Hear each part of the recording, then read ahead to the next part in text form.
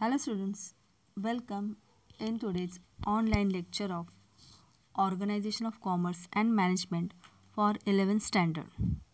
Dear students, in our last lecture, we have started discussion about the types of international trade. And basically, international trade is of three types: export trade, import trade and intra-port trade. In export trade, here we are sending our goods to buyer of other country. Okay, so it is called the export trade. Means our one producer is selling his goods to the another trader who is from other country. So here both the traders are crossing the boundaries of their nation. So it is called as international trade. Dear students, in the international trade, as we are the student of commerce, so you should be aware about the export procedure, how this export transaction is going on. That's why this part is included in your syllabus. म्हणजे विद्यार्थी मित्रांनो की export trade किंवा ज्याला आपण निर्यात व्यापार असं म्हणतो. निर्यात म्हणजे काय? तर आपल्या देशातील एखादा उत्पादक किंवा प्रोड्युसर त्याच्या वस्तू तो दुसऱ्या देशातील एखाद्या बायरला विकतो. म्हणजे आपल्या देशातून माल दुसऱ्या देशामध्ये पाठविणे, विकणे यालाच एक्सपोर्ट ट्रेड असं म्हणतात, निर्यात व्यापार असे म्हणतात. तर हा निर्यात व्यापार नेमका कसा चालविला जातो किंवा त्याची प्रक्रिया काय आहे यालाच म्हटलेलं आहे एक्सपोर्ट प्रोसिजर. आणि आपण वाणिज्य शाखेचे विद्यार्थी आहोत तर आपल्याला ही प्रोसिजर थोडीशी माहिती पाहिजे म्हणून हा पाठ आपल्याला इथं अभ्यासाला दिलेला आहे. तर बेसिकली एक्सपोर्ट प्रोसिजरच्या 4 स्टेप्स आहेत. एक पहिली आहे ती प्रिलिमिनरी स्टेज, सेकंड आहे प्री शिपमेंट स्टेज, थर्ड आहे शिपमेंट स्टेज आणि फोर्थ आहे पोस्ट शिपमेंट स्टेज. या चारही ज्या स्टेजेस आहेत त्या पूर्ण केल्यानंतर व्यापारी त्याचा निर्यात व्यापार याच्या प्रक्रिया तो पूर्ण झाल्या असं म्हणू शकतो. तर निर्यात व्यापार करण्यापूर्वी आपल्याला यामध्ये कोणकोणत्या स्टेजेस आहेत, कोणकोणत्या फॉर्मॅलिटीज आहेत आणि हा व्यापार करत असताना प्रत्येक व्यापाऱ्याला काय काय करावे लागतं याची एक कल्पना या एक्सपोर्ट प्रोसिजरमुळे येते. Okay, so in our earlier lecture we have discuss about the preliminary stage and pre-shipment stage. Okay, so in the preliminary stage the exporter has to get himself registered with the various authorities. म्हणजे preliminary स्टेजमध्ये exporter जो आहे, निर्यात करणारा जो व्यापारी आहे त्याला स्वतःचं आधी रजिस्ट्रेशन करावं लागतं. ती त्याची पहिली स्टेप आहे, प्राथमिक. Then the second is the appointment of agent. म्हणजे त्याला एखादा एजंट हा ॲब्रॉड कंट्रीमध्ये त्याला बुक करावा लागतो. म्हणजे परदेशामध्ये जे प्रतिनिधी असतात तर त्या प्रतिनिधींशी त्याला संपर्क साधावा लागतो आणि त्यांची नेमणूक करावी लागते. So the exporter may also open sales office in a foreign country. म्हणजे याच्यामुळे काय होतं की एक्सपोर्टरला आपलं ऑफिससुद्धा फॉरेन कंट्रीमध्ये ओपन करता येतं की जेणेकरून त्याला ट्रान्झॅक्शन करणं सोपं जातं. Okay, then the second stage is pre shipment stage. Now in this pre shipment stage various steps are included.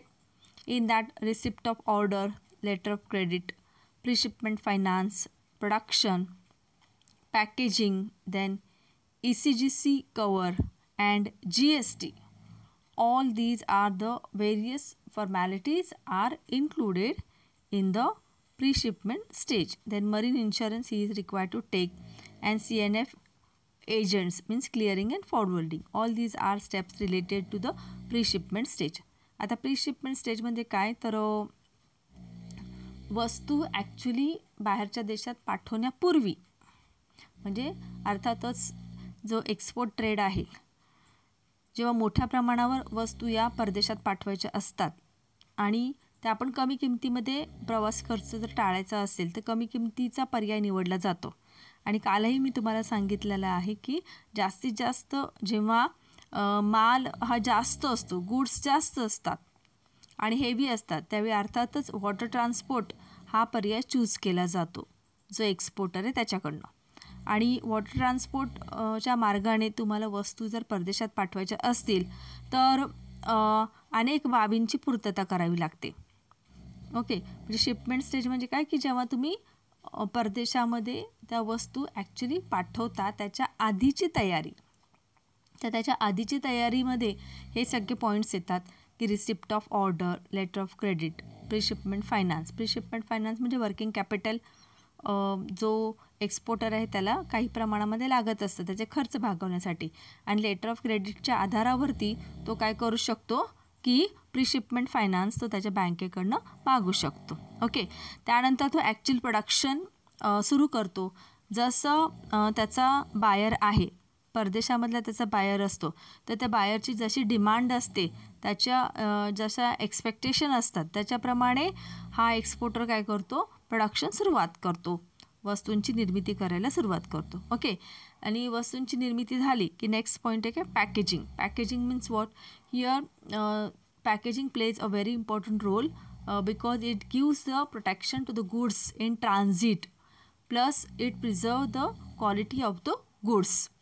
म्हणजे पॅकेजिंगमुळे काय होतं की वस्तूचा दर्जा हा सांभाळला जातो आणि वस्तू प्रवास करत असते, एका देशातून दुसऱ्या देशामध्ये जात असते एक्सपोर्ट ट्रेडमध्ये. तर तो जो प्रवास आहे तो पॅकेजिंग केल्यामुळे सहज आणि सोपा होतो. वस्तूचा दर्जा कुठेही खराब होत नाही, क्वालिटीमध्ये काही फरक पडत नाही, प्लस ती हाताळण्यासाठी सुद्धा सोपी जाते जर ती पॅक मॅनरमध्ये असेल तर. ओके, त्यामुळे पॅकेजिंगसुद्धा या एक्सपोर्टरला करावं लागतं.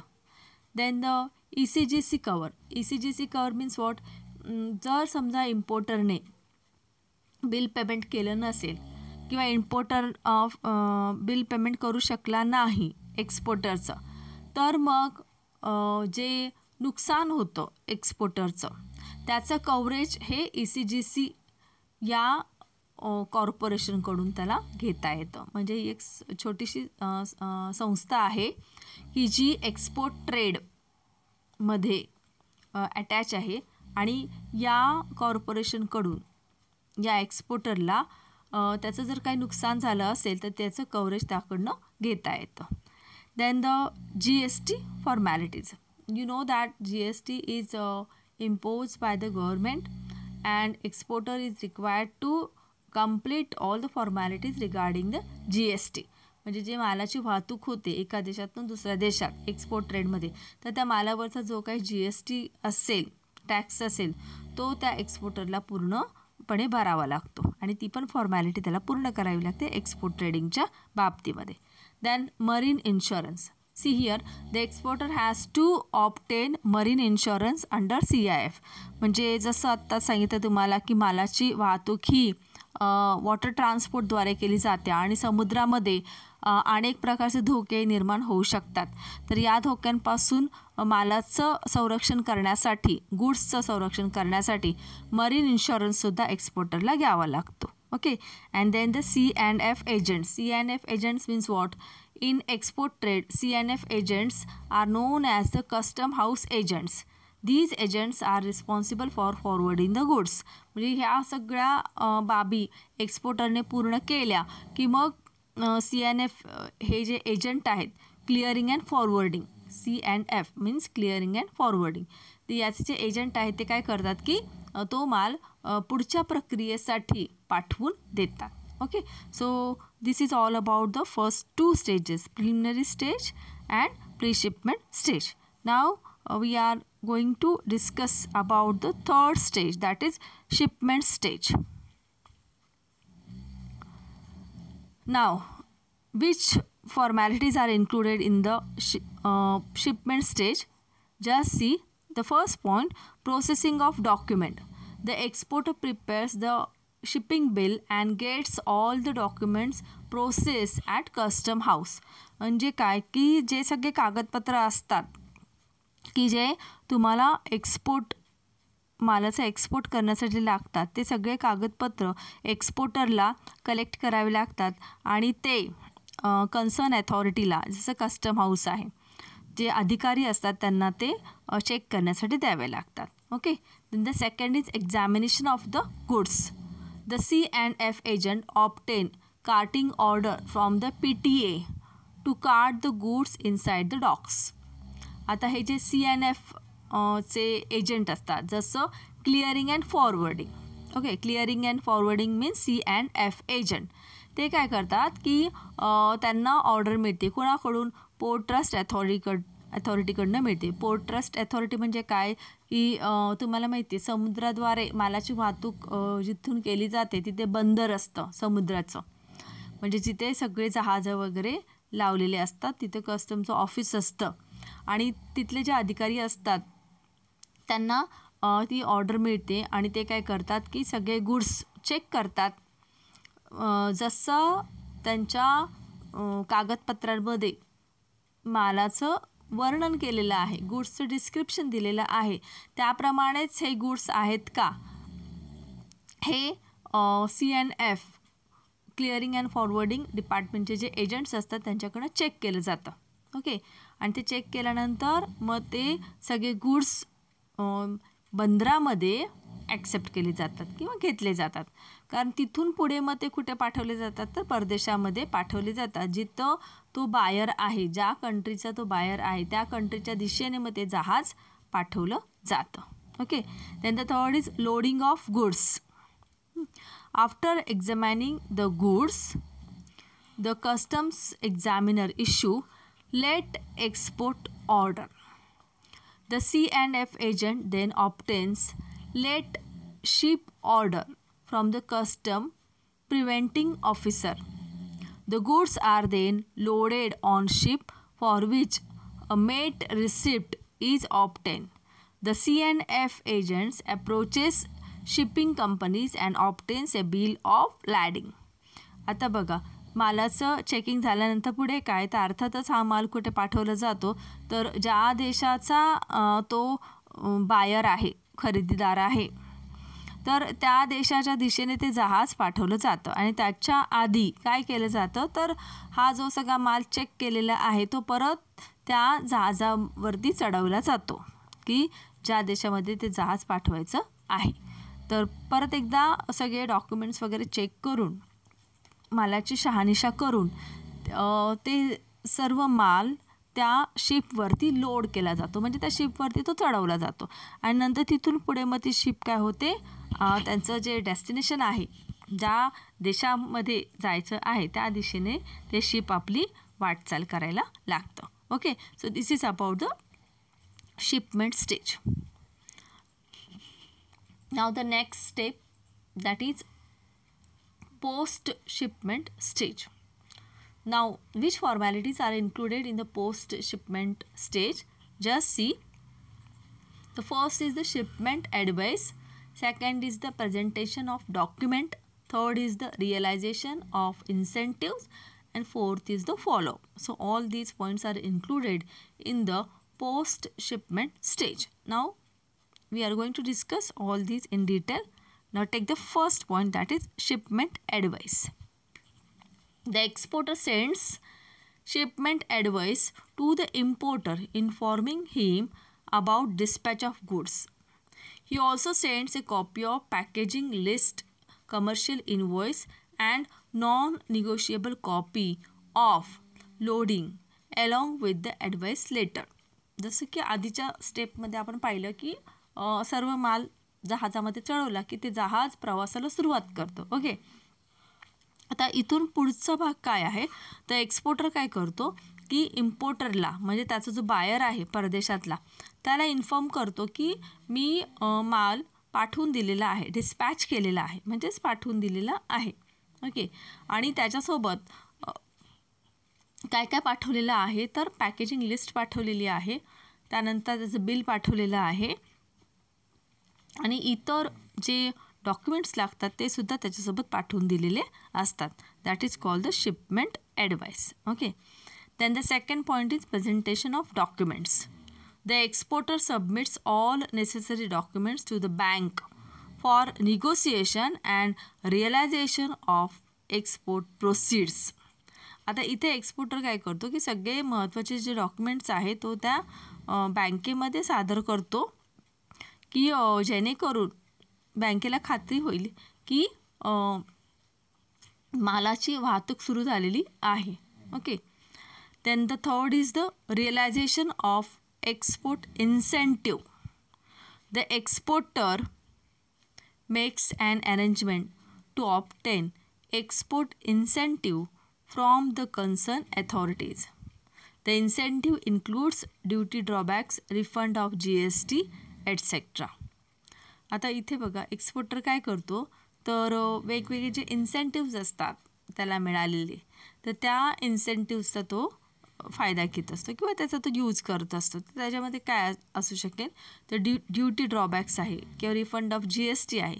काही माल असा असतो की सरकारचं त्या वस्तूच्या निर्मितीला अनुदान मिळतं, प्रोत्साहन मिळतं, पाठिंबा मिळतो आणि त्याच्यामुळे त्या मालावरती कोणत्याही प्रकारचा कर वगैरे हा नसतो. तर मग अशा मालाचे जे उत्पादक असतात आणि ज्यांनी या मालाचं एक्सपोर्ट केलेलं आहे तर अशा उत्पादकांना सरकारच्या नियमानुसार किंवा त्यांच्या योजनेनुसार वेगवेगळे इन्सेंटिव्ज मिळतात. ओके. आणि मग हे इन्सेंटिव्ज त्या निर्यातदाराकडनं म्हणजे जे व्यापारी एक्सपोर्ट बिझनेस करतात त्यांना ते इन्सेंटिव्ज हे मिळतात की त्याचा फायदा मिळतो त्यांना.